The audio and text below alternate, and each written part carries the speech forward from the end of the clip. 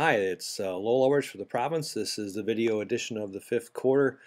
Friday night after the BC Lions defeated the Saskatchewan Roughriders 35-20 at BC Place Stadium. A game where the Lions finally did enough of the good things that they've been doing in years past. Got back to some of the things that made them successful in years past. Pulled off a win that they very, very much needed. The dressing room was, as you might expect, a lot more a cheerful place to be around than it has been in the last couple of weeks. It really was a monkey off the back. It's a game in which they, looked like they were going to lose again because of the 3 turnovers in the first half on successive possessions.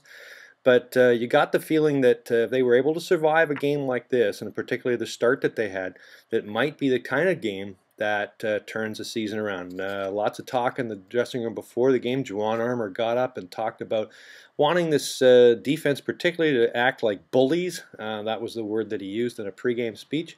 That seemed to have a bit of a positive effect. But for me, I think the story of the game was probably the play on special teams, the much maligned special teams of the BC Lions. Their tackling was much better. They got excellent placements, of course, from Sean White.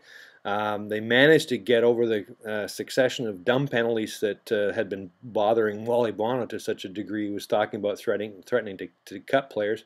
But they tackled well. They got returns from Ryan Grice-Mullen.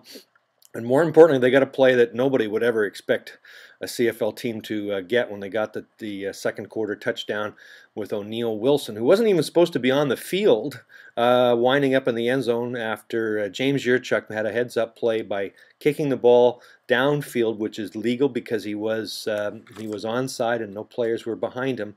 Asked Ken Miller why he didn't challenge. He said, "Well, there was nothing that you could challenge because everything that took place on that play, as weird as it was, all was legal, and the riders felt that there was really nothing that they could really challenge about."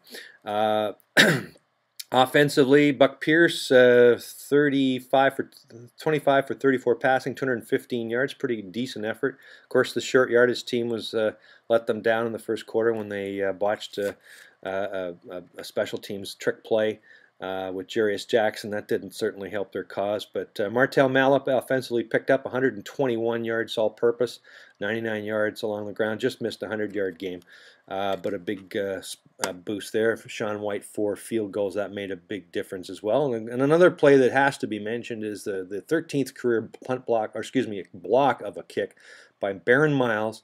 That sets a CFL record, the one that he's been chasing for a long, long time, just as wasn't able to get it, but made a spectacular play, and really an important play at the time because the Riders would have been only a touchdown behind with still time left in order to pull it off.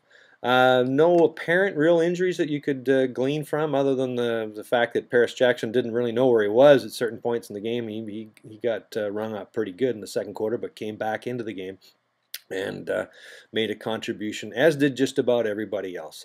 So again, the Lions shake some demons, I think. 35-20, they win over Saskatchewan. They play in Toronto next week, and they are now 2-4 in a very, very tight Western Division standings. That's the fifth quarter. My name is Lowell Edwards.